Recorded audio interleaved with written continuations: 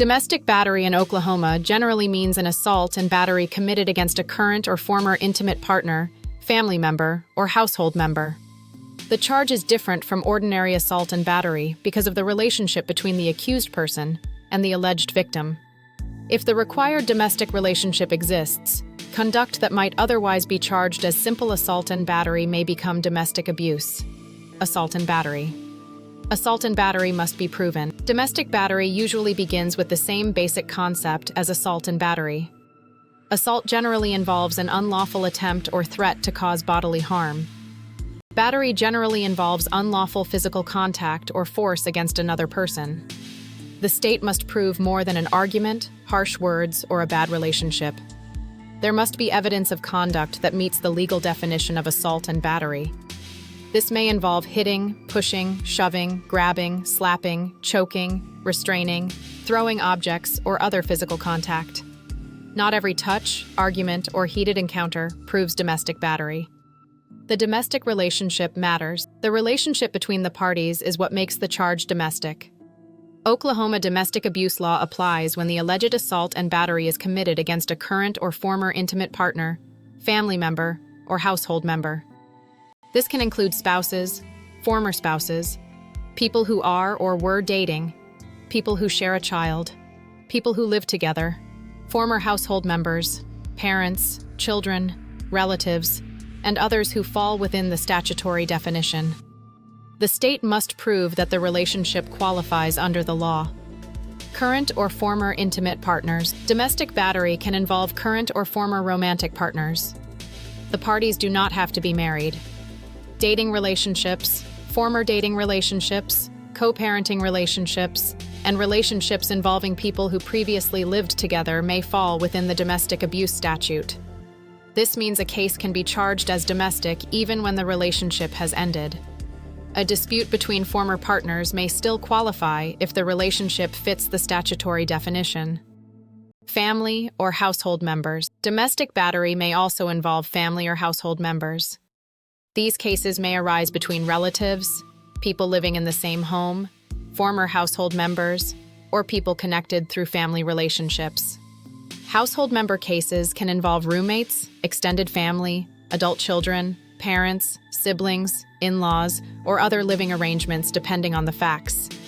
The defense should review whether the state can actually prove the required relationship.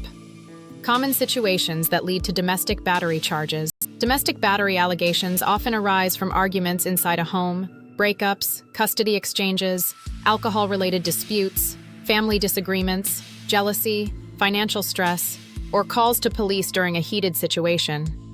Officers may make an arrest based on statements, visible injuries, witness accounts, body camera footage, 911 calls, or the condition of the scene. One person may claim they were attacked, while the other claims self-defense. Witnesses may be emotional, intoxicated, biased, or inconsistent. The defense must review all available evidence before accepting the accusation as true. Injuries are not always required. A person may be charged with domestic battery even if the alleged victim does not have a serious injury. The state may rely on claims of unwanted physical contact, redness, soreness, minor marks, or witness testimony. However, the absence of injury may be important to the defense, especially if the accusation involves exaggerated or unsupported claims.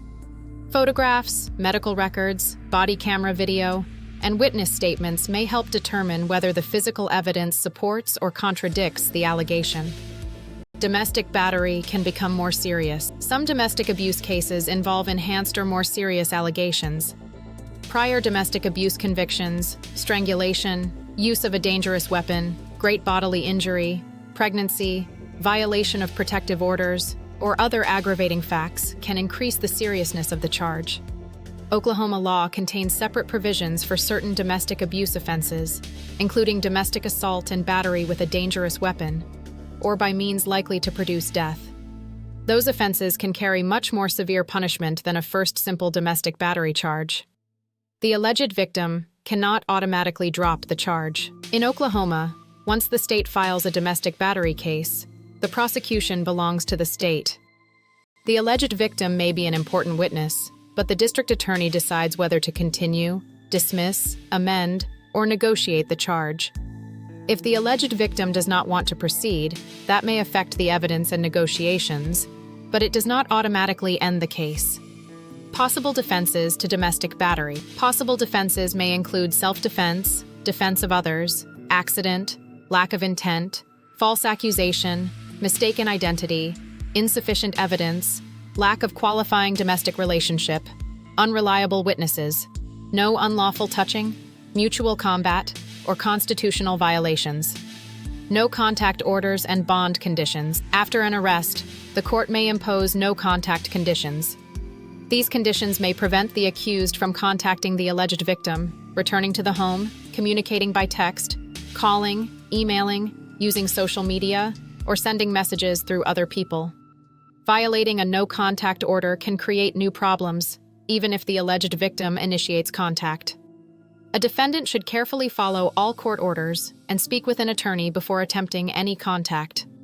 Domestic battery and protective orders. Domestic battery allegations may also lead to a protective order case. A protective order is separate from the criminal case but can affect the same people, facts, and evidence. Statements made in a protective order hearing may later affect the criminal case. A person facing both a criminal charge and protective order should not treat either case casually. The cases should be handled together as part of a larger defense strategy.